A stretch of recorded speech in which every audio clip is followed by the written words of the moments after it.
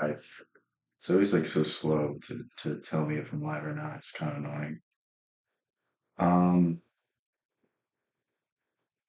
okay, that was weird. All right. Yeah, so we're gonna I was going through yesterday, I was going through the 48 Laws of Power. There's a really good video by Robert Greene. We're gonna pick up where I left off. If you want to see my reactions to the first wow, it was like an hour stream and I only got 13 minutes in. If you want to see my reaction to that, you'll find it right away. It has the same thumbnail. It has very similar title. You'll find it very quickly. But that was a pretty fun stream because I really just talked the whole time.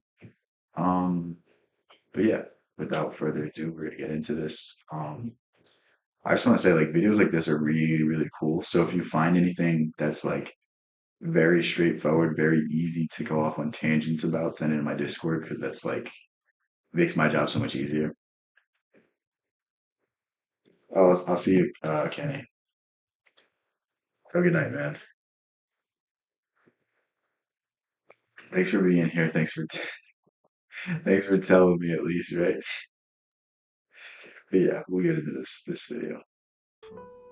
Do not accept the roles that society foists on you. Recreate yourself by forging a new identity, one that commands attention and never bores the audience. Be the master of your own image. People become accustomed to you, and at a certain point, they're going to treat you like they're going to treat you like who you used to be. And it's always about redefining yourself, recreating yourself, doing something new, doing something unique that forces them to basically treat you differently because most of our success is based on how the world perceives us, how the world treats us. This is why confidence always takes you so much further because walking into a room with confidence, people just sense it. The nonverbal communication just tells the other person that like I deserve your respect a little bit more than someone who doesn't have the confidence. It's a very weird phenomenon, but it's my hair growing. I've just been lazy. Rather than letting others define it for you. Incorporate dramatic devices into your public gestures and actions. Your power will be enhanced and your character will seem larger than life. Really easy one to do is like just dress classier. Um, you always hear the job like or the saying dress for the job you want, not the job you have. A simple way to start redefining how people see you and take you more seriously is to dress better. To learn like the basic fashion rules, the basic matching rules. You know, what color pocket square can you wear with what color tie?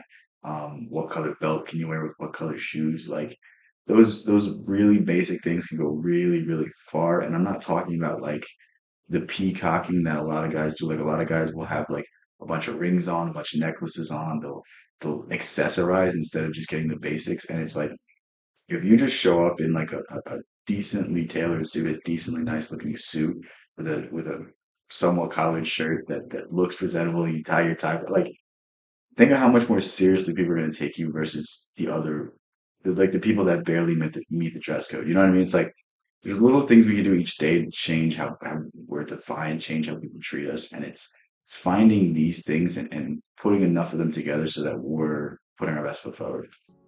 Law 26. Keep your hands clean. You must seem a paragon of civility and efficiency.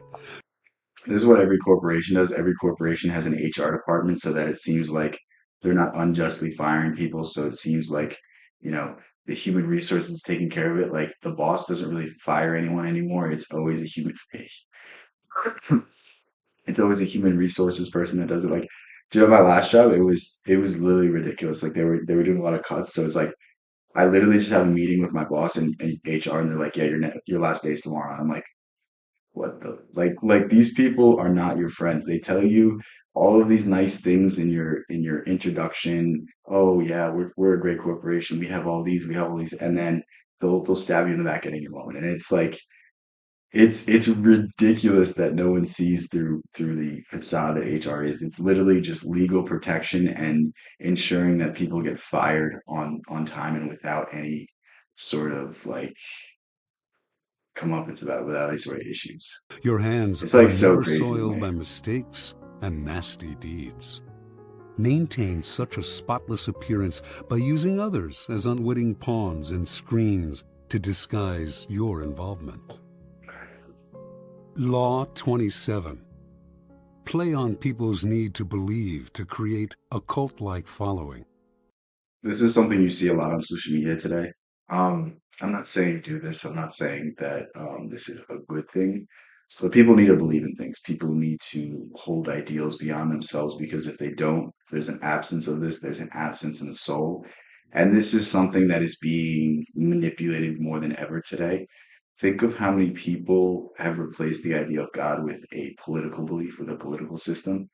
It's very weird, isn't it? Isn't it very weird how like people will die for a political cause that really doesn't give a fuck about them? Like whatever politician you're voting for, I promise you they don't care about you as an individual, they just care about the power. If they could sell you out, to get a little bit more fame, a little bit more recognition, a little bit more money, they would. And it's very weird how people blindly support causes that don't care about them and take away from their individual power.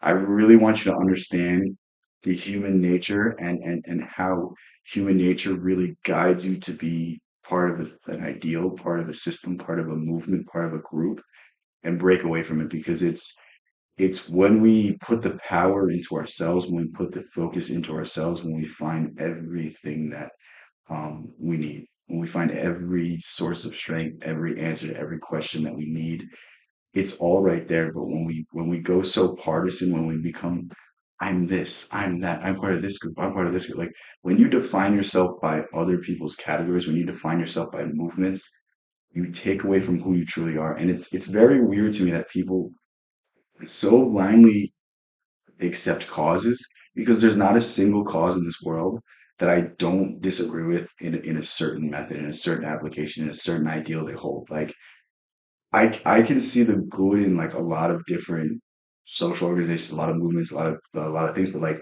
you lose me when you're so vehemently this way, and I think that's wrong. You know what I mean? Like I'm not sacrificing my ideals to be part of anyone else's movement, anyone else's idea. I think you lose too much of your individuality. People have an overwhelming desire to believe in something. Become the focal point of such desire by offering them a cause, a new faith to follow. Keep your words vague but full of promise. Emphasize enthusiasm over rationality and clear thinking. Give your new disciples rituals to perform. Ask them to make It's very weird how individually it's hard to convince someone of something, but when the masses are doing it, um, it's like second nature. And it's something to do with like the group mindset. There's some sinking of minds. Like think of a riot. Like a riot starts out with a bunch of people usually protesting something. Someone does something violent, and like something in everyone's head clicks, and now everyone is violent. It's very weird how it works, and it shows you how powerful these forces can be. But I want you to overcome these things. I want you to look into the beliefs you hold, look into the things you support, and ask yourself, do they support me or do they support someone else's agenda? Do they support something else aside from myself? That's what you need to ask yourself. That's what you need to key on. sacrifices on your behalf. In the absence of organized religion and grand causes, your new belief system will bring you untold power. Law 28. Enter action with boldness. If you're gonna do something, do it with strength. Do it with enthusiasm. Let's say I'm fighting someone. Am I gonna go for a submission? Am I gonna throw a punch and do it half-ass? Maybe if I'm setting something up, maybe if it's a bait, then I will do something that is almost timid to give some sort of reaction. But like if you're gonna go, go. Don't hesitate because the moment you hesitate is the moment you miss your opportunity. It's this idea. If you are unsure of a course of action, do not attempt it. Your doubts and hesitations will infect your execution. Timidity is dangerous. Better to enter with boldness. Any mistakes you commit through audacity are easily corrected with more audacity. Everyone admires the bold. No one honors the timid. Law 29. Plan all the way to the Playing all the end. way to the end. So this is the idea that like if you have a goal in mind, but you don't have the ending, then you're going to in some way mess up. In some way, you're going to put your energy, put your focus into something that doesn't matter. This is the idea of Alexander the Great. I think this is the example that's used in the book. It's probably the best example if it's not. Um, Alexander the Great had the goal to rule the world, and he got so close. He eventually failed though because he had conquered the entire known world, but he wanted more. He wanted more for some reason, and because he didn't have an end in sight, he was eventually killed by his own men. He was eventually poisoned, and it's very sad to see that someone like um someone so powerful can be taken down by such a simple issue. It's like knowing when to stop, knowing when enough is enough. It's not just this example as well though. It's like you have to think of in terms of business, like you see it with Disney. Disney tried to buy up a bunch of different IPs and just put out the most nonsensical, just bullshit ever. And like there was no plan behind it. They just saw their fans and their followers as just cash cows that they could put out any slop and then people would just eat it up. And it, like now look at it. You know what I mean? Like they just thought for the rest of time they'd be able to make Star Wars movies, they'd be able to make Marvel movies, they'd be able to just IP mine everything. Think about the fucking last Indiana Jones it was terrible. You know what I mean? It's like it's not thinking everything through and just saying like, yeah, it's going to continue to work. Yeah, at a certain point you have to cut your losses. At a certain point you have to give up on something. Like you're always going to eventually lose, and you'd rather stop short than really test your luck. The ending is everything. Plan all the way to it, taking into account all the possible consequences, obstacles, and twists of fortune that might reverse your hard work and give the glory to others. By planning to the end, you will not be overwhelmed by circumstances, and you will know when to stop. Gently guide fortune and help determine the future by thinking far ahead. Law 30. Make your accomplishments seem effortless. When everybody sees behind all the hard work you've done, it makes you seem less like a mythic figure. It makes you seem more like an individual. And there's something to be said about people that pull themselves up by their bootstraps. But there's also something to be said of like, I mean, we have this legend of Kobe working hard, but no one actually knows how hard he worked. No one knows the amount of time he put in. And it almost built up like this mythical, idealized version of him. It's like it seems like he's a larger than life figure. What's up, Ashley? How's everything? Your actions must seem natural and executed with ease. It's the same thing with Michael Jordan too. A lot of people don't recognize the amount of work Michael Jordan put in. We call him the greatest basketball player ever, but like how much time did he have to devote in the gym to get to that? How much practice did he have to put in? How much did he have to build up his body in the gym? Like there's so much more that goes into every accomplishment than we can even imagine. And to break down the steps is to take away the mystical, aspirational element of it. Like I mean, how much do you know about Muhammad Ali's training? How much do you know about Mike Tyson's training? Like it's it's almost it's almost like more impressive when we don't know exactly how hard they worked, exactly how hard they were worked by their trainers. Like of course, if you put in like 10,000 hours more than everyone else that you're competing with, of course you're going to win. It's not that great of an accomplishment. You just have so much more practice. Sure, it's impressive, but at the same time, it takes away the mystique of it. It takes away the artistry of it. It makes it seem like it was just robotically repetition, repetition, repetition. It makes it seem boring. Do you get what I'm saying? All the toil and practice that go into them, and also all the clever tricks, must be concealed. When you act, act effortlessly, as if you could do much more. Avoid the temptation of revealing how hard you work. It only raises questions. Teach no one your tricks, or they will be used against you. Law 31. Control the options. Get others to play with the cards you deal. The best. This is I made a video about this today actually. what was it? It was in the 33 strategies of war. It was basically like set the framework for the argument, set the framework for the conflict. This is very similar. It's like give them predefined options, like give them an option that's so bad that they can't take it, another one that benefits you as well. Like it's always better to force the hand than it is to go with the unknown. It's always better to frame things and have them accept into your frame so that you can at least get a better end of the deal than accept whatever the other person is doing. This is a thing that Henry Kissinger would do. Henry Kissinger would like basically stall in negotiations, and as the deadline was getting really close, he would basically like force their hand and be extremely aggressive and make extremely serious demands, and it would catch the other person off guard so much that they would kind of have to agree with him. They would kind of have to play ball with him, and he would get the better end of the deal usually. Deceptions are the ones that seem to give the other person a choice. Your victims feel they are in control, but are actually your puppets. Give people options that come out in your favor, whichever one they choose. Force them to make choices between the lesser of two evils, both of which serve your purpose. Put them on the horns of a dilemma. They are gored wherever they turn. Law 32. Play. This is the idea that we idealize things. We like to play things up in our minds, and the more we can understand this, the more we can play to this sensibility in human nature. Like the less details you give, the more other people are going to begin to fill those details in for themselves. And it's usually way more exciting than the actual events. Like think of the best example of this is either the moon landing or JFK or any of those other conspiracies. Like there's enough doubt in these ideas so that people are creating insane, insane ideas about it. You know what I mean? It's like some of the things that people have said about the JFK assassination are just so off base. You're like, I think you missed the mark.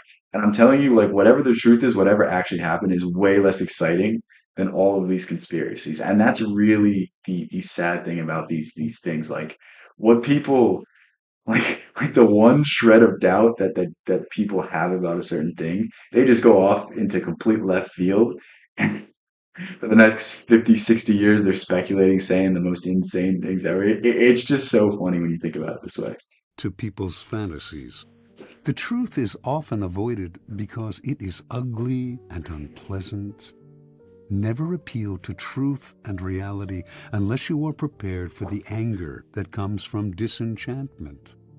Life is so harsh and distressing that people who can manufacture romance or conjure up fantasy are like oases in the desert. Everyone flocks to them. There is great power in tapping into the fantasies of the masses. Law 33. Discover each man's thumbs. Everyone has a weakness, and when we can exploit that weakness, this sounds horrible. Like, think about it in an argument, think about it in a fight. Like, there's a lot of people that contradict themselves in the things they say. So point out this contradiction. Point out a thing they would disagree on.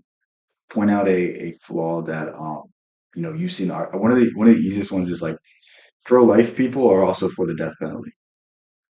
Like, why are you for if you're so against murder, why are you against it by the state? Like I think that's one of the biggest contradictions. I think that's one of the easiest ones to point out. It's like you can also do the same thing with like a lot of other arguments. There's always an easy way to get the person on their heels. When you get them on their heels, they're trying to gain back ground.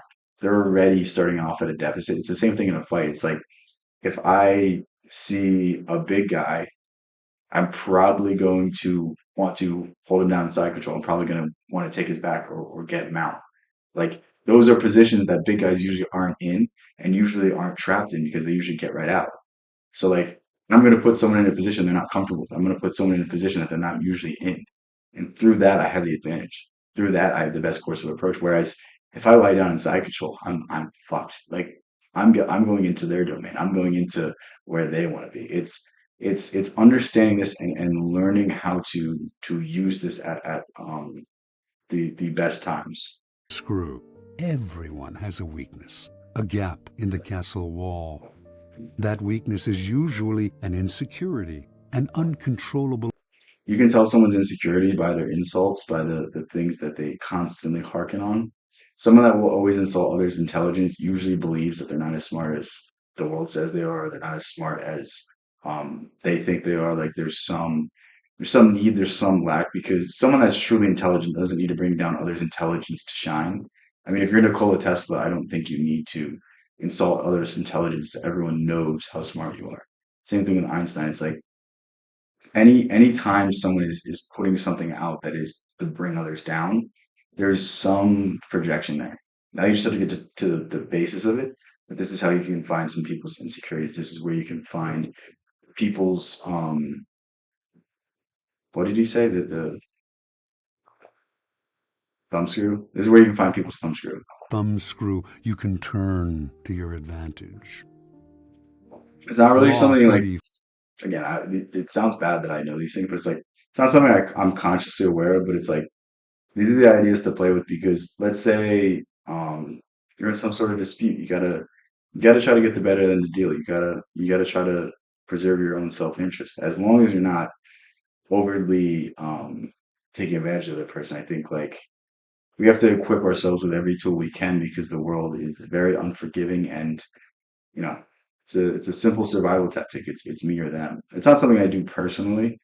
Um, these are all just fun ideas to play with. A lot of the psychology I know is purely for the purification of my own, so I don't use it in regards to other people because one, I mean, it's not really fair of me to project these things on other people because a lot of times you don't understand the other person's entire life, and this is the missing link. Like if I don't understand the other person's entire life, I can only speculate.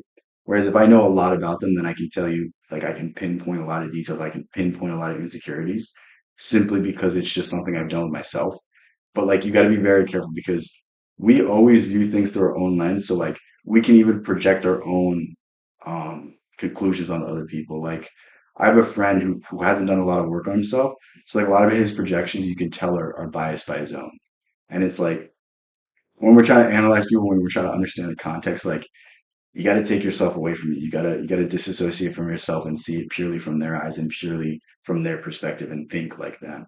That's really the secret to understanding other people. And not a lot of people get this. A lot of people view others' actions through their own eyes. And when you view others' actions through your own eyes, you're going to have something wrong. There's going to be something off because I'm not you, you're not me. So if I judge you and your actions through my eyes, I'm probably going to disagree with you because there's something that I differ on. Whereas if I experienced everything you experienced, if I was exactly you, now I can understand it a lot better. I'll never be able to absolutely perceive everything that you've experienced, but I can at least think I can. You know what I mean? It's the thought that counts in these. Before. If you're royally in your fashion, act like a king to be treated like one. This is the idea of faking it till you make it. Um, how you project yourself into the world is how people treat you. I was actually listening to this book today. It's called Prometheus Rising. It's very interesting so far. But I'll probably bring it to you guys soon. But it's a book by Robert Anton Wilson, and basically what he was saying is like he wants you to do two thought exercises. Go to a party, and before the party, assume yourself to be someone that is ugly, not funny, not respectable, and nobody really wants to talk to you. And then the next week, go to a party and say, I'm handsome, I'm attractive, people like me, people like talking to me, I'm funny, I'm worthy, I'm like just do negative affirmations and then positive affirmations and see the difference in how people treat you. And you can see a difference. Like think of how people treat you in your off days and think of how people treat you on your good days. I think this is the clearest example to show you that your own sense of self, your own state of consciousness controls how the world treats you, controls how everyone around you will interact with you. And it's so important to recognize this because I don't know about you, but I was a moody person most of my life. And it's like that's that's why I am where I am.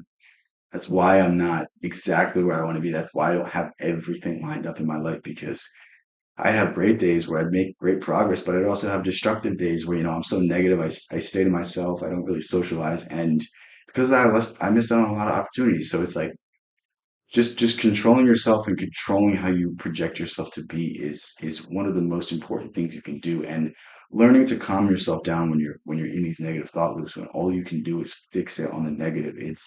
It's really the greatest skill you can gain, and it takes years and years and years of practice. But once you start to master it, again, it's never going to be possible to completely get over these things unless you become Gautam Buddha. But at least getting a grasp on it, at least playing around these concepts, at least understanding these ideas really goes such a long way. Be royal in your own fashion. Act like a king to be treated like one.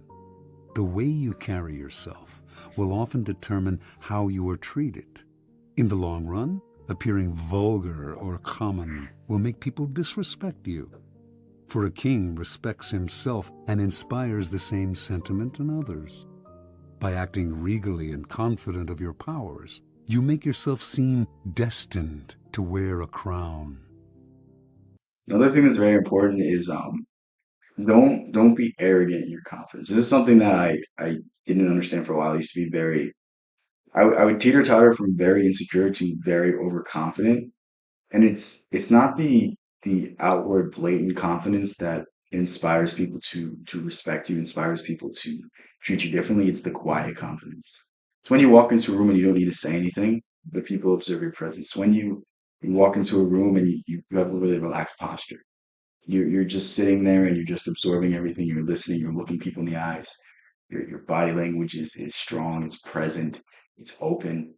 It's all of these little things that go such a long way. You know what I mean? It's like it's the idea that like anything that's on my plate I can do, but you don't have to tell people of your capabilities. You know internally. You don't have to project out. I'm good. I'm the man. I'm this. I'm that. I think this is something that's very, very hard because especially in our culture, most of the music is like boasting. Think of most rap. All rap is boasting about how many drugs you sell, how many women you have, how tough you are, how much of a gangster you are. It's like we kind of learn these habits, we kind of pick up on these things, and it gives us a warped perception of competence. It gives us a warped perception of people that are very capable, and it's the quiet confidence that is the thing you should emphasize. Let people speak for you. Don't speak for yourself. There's a great scene in Game of Thrones. I think it's early on because that show just fucking jumps the shark. That show gets really bad. But basically, there's like a young king, and he's angry because the king's council is meeting without him, and they're meeting in the king's top advisor's part of the castle, and the top advisor is his grandfather, and the kid says to the grandfather, why'd you meet without me? I am the king, and the grandfather says, any man that has to say he's king is not king. Any man that has to rely on his authority, has to say his position, has to say, listen to me because of this. I am this. I prove like when you have to confirm something in the world, you're usually the opposite. It shows a lack of ability. It shows a lack of confidence. It shows a lack of security in your own position. Whereas like someone that is meant for the title, someone that is meant for the throne, doesn't have to speak about their power. It's observed. It's seen through everything else. And this is really the secret to changing the way the world perceives you. It's the quiet confidence. It's you not having any resistance. It's you believing in yourself beyond a reasonable doubt. It's you having faith in your power. It's you having faith that you can accomplish anything that is put in front of you without any sort of doubts. That's the very important part of this. Law 35. Master the art of timing. Never.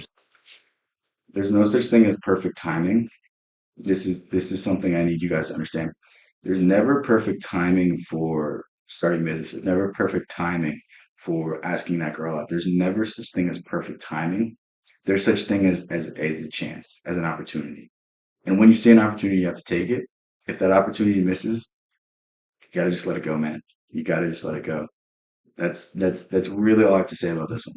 Seem to be in a hurry. Hurrying betrays a lack of control over yourself and over time.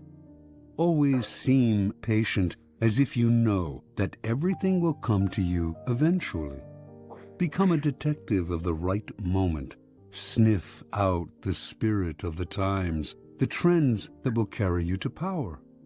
Learn to stand back when the time is not yet ripe, and to strike fiercely when it has reached.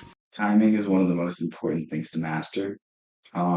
There's a lot of people that tried to start businesses during the dot-com bubble, and there's a lot of great ideas that didn't get shared to the world simply because the market crashed. Whereas there's people that got the rebound of that and we're just booming. You know what I mean? It's very, very important to understand what is going on. It's very important to see the context of the world and events that either put you at risk or age you. You know what I mean? Fruition. Law 36. Disdain things you cannot have. Ignoring them is the best revenge. This is I wish every single guy who had their heart broken would understand this idea. Because the moment you start begging for your ex back is the moment you confirm that it's not meant to be. You're showing that you have a lack. You're showing that you can't deal without the person. And why should I need someone that needs me? Why should I want someone that needs me? I can easily have that. What I want is what I can't get. And this is the idea that we need to understand. Like whatever opportunity, whatever role, whatever thing that you miss out on, just move on to the next thing. It's never worth it to linger on a goal that you fail on. It's never worth it to linger on anything. It's never worth it to look at the past and hold emotion on it. Just ignore it. Just ignore it. Ignoring is truly the only thing you can do with those memories that haunt you. It's truly the only thing you can do. Forgive yourself, forgive other people that have hurt you, move on. That's the best you can do. The best revenge is coming back in a year and being twice the person you were. That's how you have to view every situation. And I think the example that's going to stick in most guys' heads is the relationship aspect of this. Like, dude, if you just put your head down for a year, use the pain, use the anguish, use everything you're going through right now, use that for motivation. Let that emotional state, let that energy be used for something good. Don't try to force things. Don't try to make things work that haven't worked in the past. If it didn't work in the past, leave it in the past. By acknowledging a petty problem, you give it existence and credibility. The more attention you pay an enemy, the stronger you make him. And a small mistake is often It's the same thing with anything wrong in your life. If you don't have enough money, if you're just thinking about the bills that you can't pay, it always makes the problem more apparent. If you can't fix it right now, if you can't do anything for it right now, if you're not currently working on it right now, don't worry about it. Worry about it when the lights shut off. Worry about it when everything goes south. But if you still have a chance to breathe, if you still have a chance to relax, relax, man. It's not worth it to compound your sufferings. The world is hard enough. Don't make it worse for yourself. made worse and more visible when you try to fix it. It is sometimes best to leave things alone. If there is something you want but cannot have, show contempt for it. The less interest you reveal, the more superior you seem. Law 37. Create compelling spectacles. This is the idea of being larger than life. This is the idea that showmanship and the ability to kind of dazzle people, hold attention, is a skill that has always been valued and will always be valued. And it's not necessarily that like, oh, you got to go create a brand, you got to go on YouTube, you got to do all these things, but like, be able to tell a story, be able to present, be able to, be in a meeting and say something that makes everyone put their pencils down and think. Be like, that's a really good idea. Be able to almost be a showman at whatever it is that you're doing, and you're gonna go very far. Striking imagery and grand symbolic gestures create the aura of power. Everyone responds to them. Stage spectacle. Think of like the inauguration. Every single inauguration is like a grand spectacle. It's a grand scene. It makes the image of becoming president like mean so much more. Whereas like if it was just a handful of people in a room, it's not that big of a deal. Um, it's the same thing with the Super Bowl. It's the spectacle around it that makes it seem so grand. Really, it's just a game at the end of the year that everyone plays, and like it'll be cool for a little bit. Like your fans will talk about it for a while, but like most people really won't care about it in a year or so, but like they build it up so much, and it's like it seems like the biggest deal. Whereas if you go to another country, if you go to somewhere in Europe, nobody's watching. Like nobody cares, and it's like we think it's such a big deal only because there's such a spectacle around it, but it's building up this fantastical element. It's taking advantage of this aspect of human nature, the idea that a spectacle makes everything just in our minds. Spectacles for those around you. Then, full of arresting visuals and radiant symbols that heighten your presence. Dazzled by appearances, no one will notice what you are really doing. Law 38. Think as you like, but behave. This is the idea of like you can believe what you want, but don't stand out from the crowd too much. And this is the idea that like there's safety in numbers. It's never great to say things that are going to get you thrown out of public favor because then you can't take advantage of this safe. You can't use the safety nets. You can't um, sit back in the crowd and just let what happens. You're making a martyr of yourself. You're making a victim of yourself. This is something that you see a lot in the corporate world. You see a lot of people. I think there's a shift now, but a lot of people who had more conservative values had to hold their tongue for about 10 years. They really couldn't speak their mind. They really couldn't talk about certain issues. And I mean, yeah, it just comes with it. Like until you can establish yourself in this world where you have, I don't really like this term, but fuck you money, where you don't have to rely on anyone else. That's when you can start speaking your mind more. That's when you can start making political statements. That's when you can start talking about your politics and this and that, and like really sharing everything with the world that really shouldn't be shared.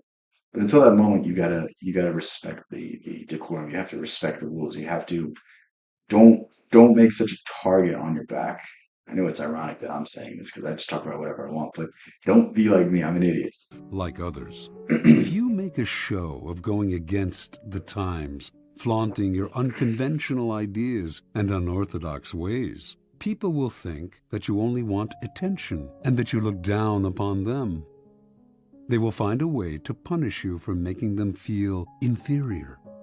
It is far safer to blend in and nurture the common touch. Share your originality.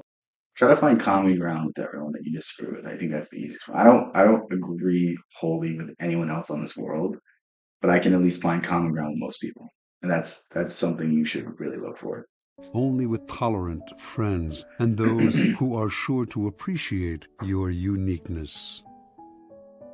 Law 39. Stir up waters to catch fish. Anger and emotion are strategically counterproductive. You don't gotta rub it in. That's cool though. That's cool. Well, if I don't want like when did this happen? Was it like did you win the lottery or something? What happened? Like what's the story behind it? You don't have to give like every detail, but just I'm interested to see. This is an interesting one though. This is the idea of like setting up traps, finding out people's true intentions. Like you hear a lot of celebrities, you hear a lot of rich people that are like, man, I was giving all this money to the people in my life, but they ended up stabbing me in the back when things went dry. And it's like, I think it was 50 Cent. Maybe it was 50 Cent. He said in an interview that he faked going broke so that he could see who really had his back. And then no, I think it was Fat Joe. I think that's who it was. He was born wealthy. Oh, you don't gotta rub it in again. That's cool. That's cool. Do you just like shit post on people's Twitters then because you can say whatever you want? It's not that great, but it's better than being homeless. I mean, yeah. I think anything's better than being homeless, honestly. I really feel bad for those people. It's really, really sad. And I mean, it's like the saddest part is like these are people's family members, and the family members usually try to help, but the people didn't want the help, and now it's too late. Yeah, you're in trouble. Well, I'm glad I got trolls here, right? Are you like do you like actually troll people? Like you do you like support a certain thing, or is it like you're just like, no, fuck everybody. I gotta piss off everybody. That seems like so funny. Just like a anonymous account that just like It's like, yeah, no, the world should know pain. I do appreciate you helping others, especially young men in need. Yeah, yeah. I mean, that's the goal of it. It's like I went through these things. I figured out um, solutions for me. I don't know if there's solutions for anybody else except me, but if it can help me, I think it can at least steer people in the right direction. That's what it's about. It's about um, if I had these ideas when I was much younger, I think I would have not struggled as much. I think a lot of the things I dealt with, I wouldn't have fixated on so much. I wouldn't have.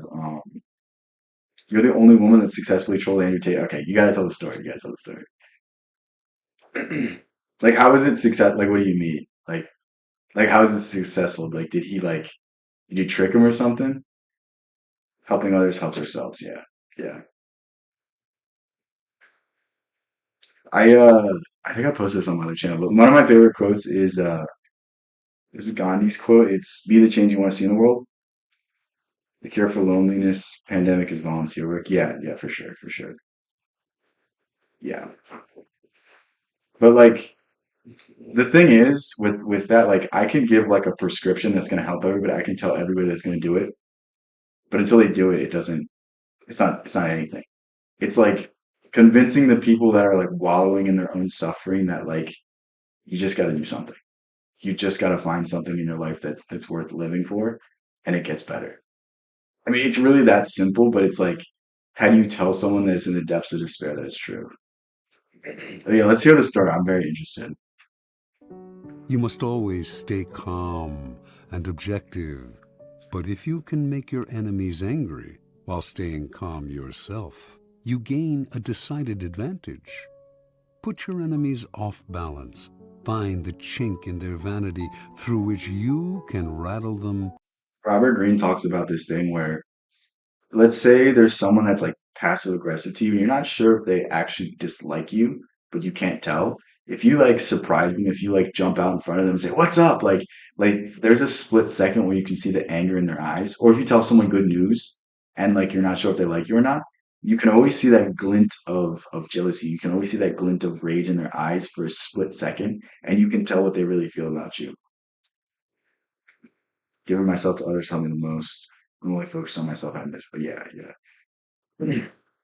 I think I like to think of it as like I help myself so that I can help others. Like I try to become all I can be so that like my girlfriend is as happy as she can be. Because she deserves to be as happy as possible.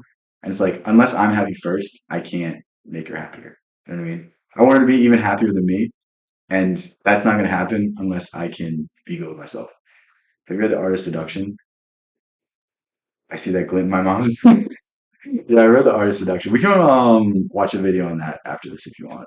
I have I had this video queued up, this book Zarathustra, but I haven't finished the book yet. I'm like halfway through it, so we can go through that.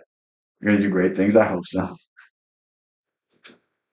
I mean, I don't even need to do great things. I'm happy with what I'm doing right now. It's fun. I mean, if I can just not have many responsibilities, kind of keep to myself, kind of stay to myself, like I don't need much to be happy.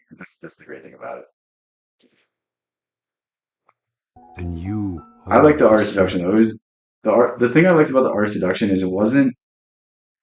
If you've read like the classic advice online about like picking up girls or this or that, it wasn't about that. It was about playing to fantasies. It was about creating. I don't like to say the word like game. It was like being poetic about things. It was like knowing when to be present, knowing when to draw back, knowing when to be extremely like giving and then like creating space. It was really cool. Like the artistry about it, like the poetic sense of it. Like I mean, one of the examples was not Don Juan. It was maybe it was Don Juan. It was some guy that like basically sacrificed every aspect of his life to be with this one person, and how it was like so intantalizing for it.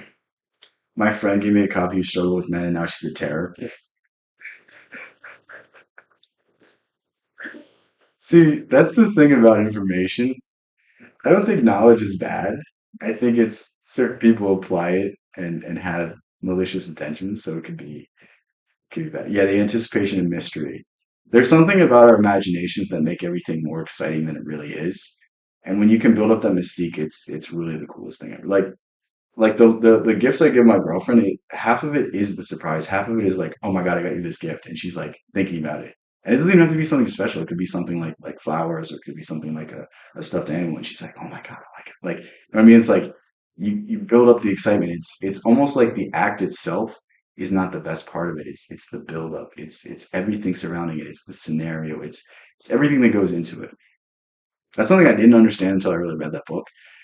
Actually, I don't know if I didn't understand it, but it wasn't conscious. It wasn't like something I had recognized. It was like something I always knew was there, but it didn't quite make sense. And then like once I understood that, like a lot of things changed in my eyes.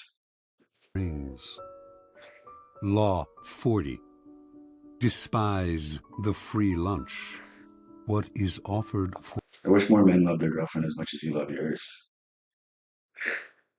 It's weird hearing stuff like, you know what I mean? It's like because I wasn't always like able to give love. I wasn't always able to be open. I wasn't always able to accept every part of myself. And it's just from self-acceptance where you can give the most love. Like Osho said, "Into me I see" is the same as intimacy. And it's being able to see yourself, be able to recognize every aspect of yourself so that you can give every aspect of yourself. Like so many people have great characteristics that will never be shown because they're so petrified that others will judge them that they don't show their true self.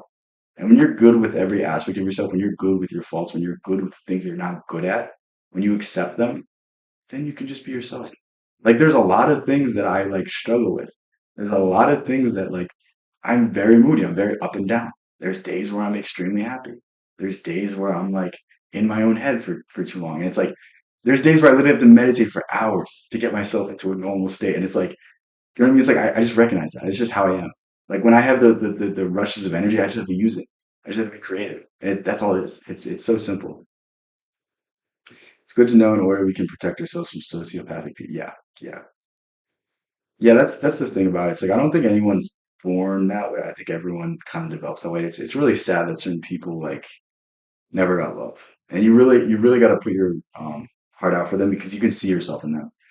Um I can't remember who it was, but someone was talking about like a prisoner and how he had done something like so horrific, but it was after the fact he was talking to the guy in prison, and basically he was saying like this guy seemed very well mannered. He seemed a lot like me, and then you find out he committed these horrific crimes, and it's like we all have that dark side in us, and it's understanding that like the people that are bad in this world, like they didn't have an opportunity, they didn't have a chance, and understanding that there's this dark side in us, we understand that like we need to come to grips with it.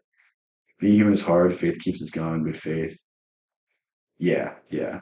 Yeah. What else is the brain gonna do aside from complicate things? You gotta just stop listening to it sometimes. You gotta shut it out. for free is dangerous. It usually involves either a trick or a hit. I didn't even talk about this one. Nothing in this world is free. No matter what it is, you're always whether you're trading a favor, whether you're in some way associating with this person, whether it damages your reputation, like there's always something that is attached with anything you're getting. And it's just understanding this back then and not liking the handouts, not liking what people are giving you, not liking the stigma that's attaching to you. Always going your own way, always doing your own things. When you become too attached to something, when you become too attached to a source of income, this thing controls you. Now you're working this job, now you can't leave, now you have bills, now you have to do this, now you have to like you know what I mean? It's like don't don't allow yourself to lose your freedom. Hidden obligation. What has I don't know worth if I put that is in a good worth way. paying for. By paying your own way, you stay clear of gratitude, guilt, and deceit. It is also often wise to pay the full price. There is no cutting corners with excellence. Be lavish with your money and keep it circulating, for generosity is a sign and a magnet for power. Law 41. Avoid stepping into a great man's shoes. This is one of my favorite laws. There's like a saying, it's like when is this the son of a great man? And it's very rarely that way. It's very hard to live up to such a legacy. It's very hard to step out on your own and create something that is greater than your father's. But when you can kind of go your own way, when you can kind of do your own thing, and you can somewhat rely on the reputation to carry you, but you take it in a different direction. You take it into a different field. That's really the coolest way. I think one of the greatest examples is Hank Williams Jr. Like Hank Williams was like really the first country star, and his son Hank Williams Jr., obviously his son, he started off with like just singing his father's songs, but then he became like a renegade. Then he kind of went his own way. Then he kind of became like a, I don't know if punk is the right word, but he was kind of like screw the man, like I'm my own person, I'm this. I don't subscribe to these. I do my own thing. Like it's very, very interesting.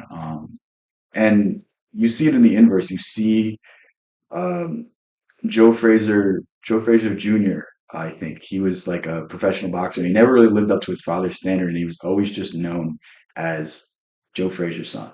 I think that's who it was. I think Mike Tyson knocked him out like brutally. I may be wrong. I know there was a very famous fighter that had a son and his son wasn't really to the level of his father. And again, how are you ever going to be fucking Joe Frazier? How are you ever going to have that same grit? How are you ever going to have that same mindset? Like if you're his son, like you grew up with at least some money. You grew up in at least a better environment than he did. And it's like there's something to be said about that. The most miserable people, the most materialistic, materially prosperous like, countries that were, why can't I countries where there's persecution and oppression is where faith in God thrives. And West faith one with yeah. It's not the love of money that makes people or it's not having money that makes people evil, it's the love of money.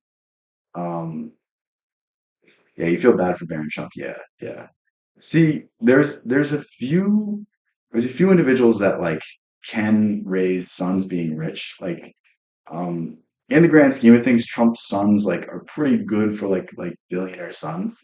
Whether you think about him as an individual, like whether you think about him as like, oh, he's this like I don't like him. You have to say like his sons are not really like scandalous like a lot of other wealthy kids are, and it's at least good to see that they're respectful. I mean, we can't say the same about um, other people's kids, but yeah, it sucks. I really hope the best for Barron because it's not like I mean he didn't choose for Trump to be his father, and like 50% of the country hates you simply because of your father. It's like, man, give him a chance. I don't know anything about him. I've never heard him speak. I don't know anything he stands for, but it's like it's hard to live up to that reputation. It's very hard to even step out on your own because you have that last name. That's like probably the most significant last name you could have nowadays. I don't know. Maybe there's another one, but like I feel like that's the most significant you could have. What happens first always appears better and more original than what comes after. If you succeed a great man or have a famous parent, you will have to accomplish double their achievements to outshine them. Do not get lost in their shadow or stuck in a past not of your own making. That's actually an awesome story. You don't have love for money. I had a friend who was poor, but their home was my favorite team because there's love inside. Yeah, that's a great story. That's really if you look at Walden, that's really the genesis of that idea. Henry David Thoreau wasn't telling you to go out live in the woods. He was telling you to go seek simplicity.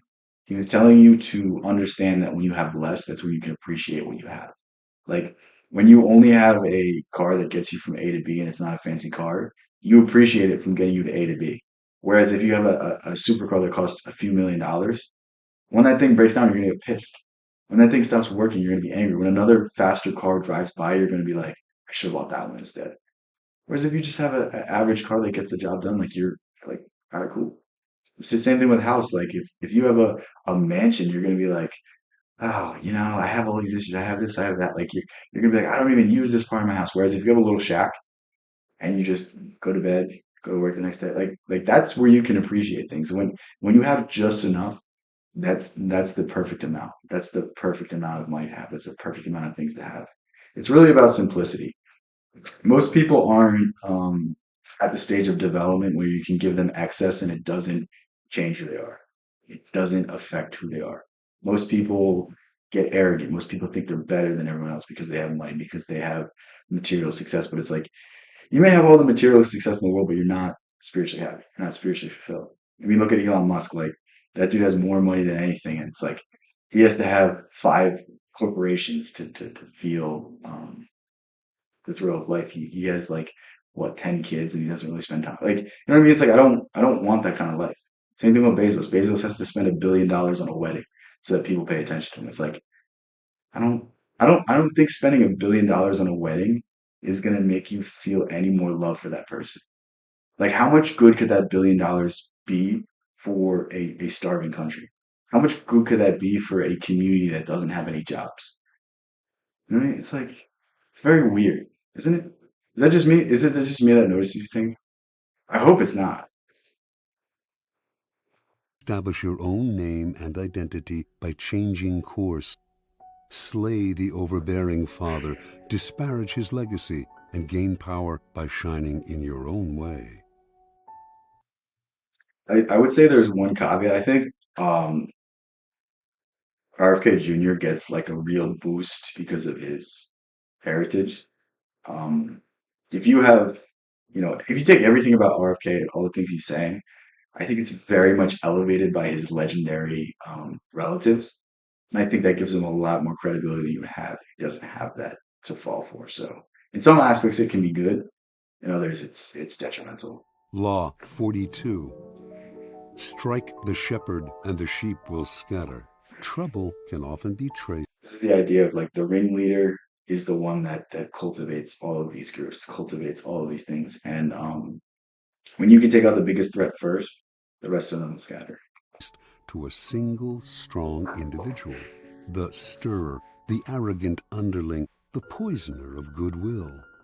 If you allow such people room to operate, others will succumb to their influence. Do not wait for the troubles they cause to multiply. Do not try to negotiate with them. They are irredeemable. Neutralize their influence by isolating or Rasputin's a great example of this. Dude, this guy was something else. I wish I like I'll read a book about this guy at some point because I'm sure it'll be interesting. But there's something with this guy that just off. I need to get to the bottom of it. banishing them. Strike at the source of the trouble, and the sheep will scatter. Law 43. Work on the hearts and minds of others. Coercion creates a reaction that will eventually Play to people's emotions. Understand that emotions are always more persuasive than any fact you can have. When you can get someone to have an emotional reaction, you can get them to suspend rationality. It's this idea. work against you. You must seduce others into wanting to move in your direction. A person you have seduced becomes your loyal pawn. And the way to seduce others is to operate on their individual psychologies and weaknesses. Soften up the resistant by working on their emotions, playing on what they hold dear and what they fear. Ignore the hearts and minds of others. One of the most interesting things I've stumbled apart when it stumbled upon when it comes to sales is that it's the people that give you the most resistance at the beginning that are the easiest to sell to because once you can break down that resistance, once you can break down that like inquisitive nature, they're much more likely to get like buy whatever you're trying to sell to them. And it's very weird when you think about it because you think it would be the inverse. You think like the people that are very approachable would be the best customers, but it's really the people that are skeptical and then you get past that skepticism. And they will grow to hate you. Law 44. Disarm and infuriate with the mirror effect. When you do the same thing as someone else, it's going to be very frustrating. Um, this is a lot of things, like a lot of this you'll see in politics, a lot of this you'll see in movements, like everyone's just copying each other. And it's like, it's almost so funny to see because, like, think of how many Republicans believe a certain thing because that's what's popular. Think of how many Democrats believe a certain thing because that's popular. Obama was against gay marriage when he was elected. So was Biden. What do you think those guys would say now? You know what I mean? It's like it's very interesting to see this in action. It's very interesting to see that like people aren't necessarily telling you the truth. People aren't necessarily saying things. They're doing things for an effect. They're doing things because of some ulterior motive. Being able to understand this and being able to understand that like most politicians, most celebrities. Most people are just mirroring the trends that they see. This is why authenticity is so important today. This is why authenticity carries people so much further. There's countless examples of people that just remain themselves and got more success than you could ever imagine. And it's very, very important to understand this idea because most people are mirroring each other. Most people are copying each other. Most people in some way are trying to be like someone else, trying to be like yourself. Be yourself, man. If you're yourself in this world, you're going to make it very far. This is something you do if you want to make it in politics. This is something you do if you want to be a company man. I want to be myself, so that's what I'm going to do. But it's a good tactic. It is, but you lose your soul in the process. I'd rather be hated for who I am than loved for who I'm not. The mirror reflects reality, but it is also the perfect tool for deception. When you mirror your enemies, doing exactly as they do, they cannot figure out your strategy. The mirror effect mocks and humiliates them, making them overreact. Whenever anyone talks about politics in front of me, I don't even want to start arguments anymore. It's just so boring. So I'll just be like, yeah, oh my God, I can't believe that. Like it's also a way to avoid arguments when you just, oh yeah, is that the truth? What happened with this? Like just give them some ground. Just allow them to speak their piece. By holding up a mirror to their psyches, you seduce them with the illusion that you share their values. By holding up a mirror to their actions, you teach them a lesson. Few can resist the power of the mirror effect. Law 45. Preach the need for change. This is a very important idea because it's only the gradual changes that the human mind accepts. If you try to change something too fast, too soon, there is repression, there is a resistance, and your mind is going to reject it. This is why people who try to get in shape every single year that are like, I'm going to the gym 6 days a week, they give up after a few weeks. It's the gradual changes that stick for the rest of your life that's going to make the biggest difference in your life. And it's the same thing when it comes to politics. If there's too much reform at once, then there's going to be resistance. Whereas if it's a gradual change, if the frog is boiling, if you put a frog in water and start boiling it slowly, slowly, slowly, slowly, it doesn't even realize that it's being boiled. That's the idea of this. It's the slow burn, it's the slow build, and eventually you get to your goals. But you can't start out by saying, "Yeah, we're going to go from 0 to 100." No, you got to go from 0 to 1, 2, 3, 4. It has to be gradual for it to stick. You see this in Thomas Jefferson was one of the early abolitionists. I know it's hypocritical because he had slaves. It's really messed up. There's some bad stuff about that, but he really laid the groundwork for a lot of the abolitionist movement because he basically stopped the Atlantic slave trade so that no more people could come over. And on top of that, he stopped slavery on the western side of the Mississippi, I think. I think that's what it was. It's a river. I don't know exactly what one, but the Mississippi's the biggest.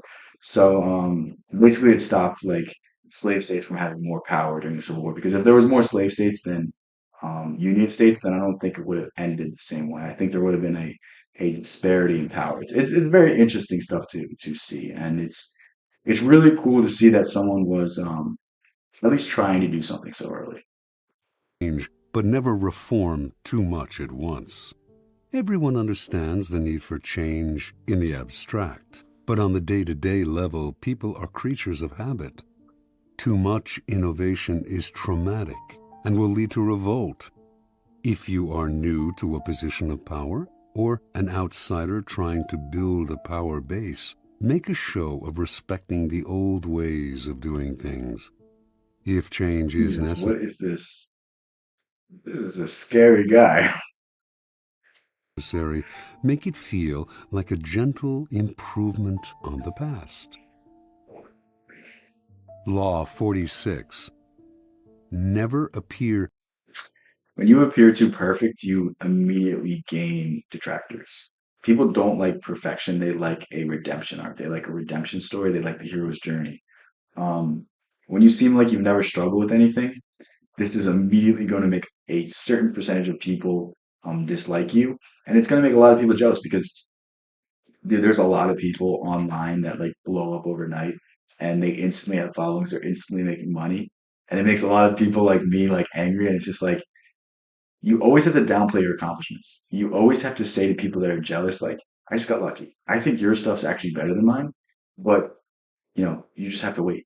It's gonna happen to you, and it's gonna happen to you at a grander scale. I just got extremely lucky. The planets aligned, everything happened, everything just worked out perfectly. Like it's it's kind of understanding that like whenever you have an accomplishment, you can always downplay it and you can always make it seem like luck. And this is something you have to do a lot of times. This is something that you have to almost attribute it to a higher power because people don't like perfection. People like understanding that like you're no better than me, I'm no better than you. And you need to constantly reassure that because people's egos get involved, and when ego gets involved, this is where people's feelings get hurt. Too perfect. Appearing better than others is always dangerous, but most dangerous of all is to appear to have no faults or weaknesses. Envy creates silent enemies. It is smart to occasionally Envy creates silent enemies. That's a great saying. display defects and admit to harmless vices in order to deflect envy and appear more human and approachable. Only gods and the dead can seem perfect with impunity. That's a really interesting idea. Think of it like when people die, this is when they become like a mythical figure. It's only after someone's dead that we begin to venerate them and only see their good, only see what they did. There's a great story of Freud sitting around a table and he's like near death and all of his like top psychologists, top you know, people that followed him, they were discussing a concept that he had and like they completely ignored him because they saw him as like an idealized version. They saw him as like a mythic figure and they just ignored the old man that was in front of him. He's like, damn it, I'm still alive.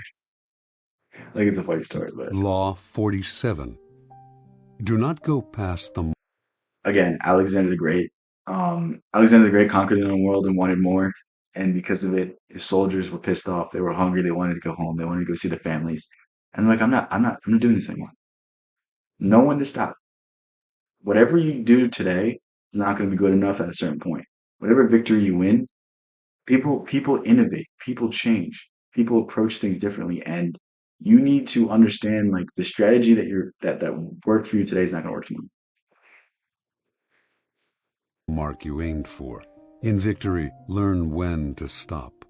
The moment of victory is often the moment of greatest peril. In the heat of victory, arrogance and overconfidence can push you past the goal you had aimed for, and by going too far, you make more enemies than you defeat. Do not allow success to go to your head. It's another important one. Don't allow success to go to your head. It's all about constant improvement. It's all about continued success. Think of Anderson Silva. Anderson Silva was the best fighter in the world for like 15 fights in a row, and then he got cocky. Then he started showboating, and we saw what Chris Weidman did to him. It's this idea that like I'm at the top, I don't need to keep improving. No, when you're at the top, that there's a target on your back. When you're at the top, you need to work more. You need to do more. It's that idea. There is no substitute for strategy and careful planning. Set a goal, and when you reach it, stop. Law 48. Assume formless. This is the most interesting one because this is basically telling you observe all of the laws and use them as you see fit. Use them when the time comes. Know when to be rigid, know when to be loose. It's like the Bruce Lee saying, be like water. I know I can't say the word right. I'm sorry, but be like water, be formless. Assume whatever the shape of the container you're in. Assume whatever environment that you are in. Adapt and be able to adapt. This is what made Napoleon such a great general, and this is what led to his downfall. When Napoleon was very young in his career, he was very adaptable. He had a way of forming networks and allowing himself to communicate with soldiers down the line and back up the line. So it was very adaptable. Whereas later on in his career, he really relied on cannons, on artillery, on all of these things, and he was more rigid. And this is what ultimately led to his downfall, his inability to innovate, his inability to do this exact same thing and adapt to every scenario. He became more rigid. He believed in himself more. He believed he couldn't be defeated, and because of this, he was defeated. By taking a shape, By having a visible plan, you open yourself to attack. Instead of taking a form for your enemy to grasp, keep yourself adaptable and on the move. Accept the fact that nothing is certain and no law is fixed. The best way to protect yourself is to be as fluid and formless as water. There it is. Um, I like this. I think Robert Greene probably has done these for his other books as well. So I think we'll certainly go through Laws of Human Nature because I think that's his best book. We will go through Mastery as well, and probably Art of Seduction. I think um, I'm still going through this book. I'm reading it one chapter at a time. I still haven't gone through all of this, so we'll wait for me to go through all of these to do that. But yeah, it's 10:11 now. I'm starving. I really haven't eaten anything today, so I'm gonna sign off. Thank you guys for hanging out with me. Thank you guys for having fun. Um, we'll probably do this video tomorrow. Um, if we don't do this video tomorrow, it'll be the Robert Greene video of the Laws of Human Nature. That's gonna be a cool one. But yeah, I'll see you guys later. Thank you guys for hanging out. Thank you guys for having fun. Catch you in the next one.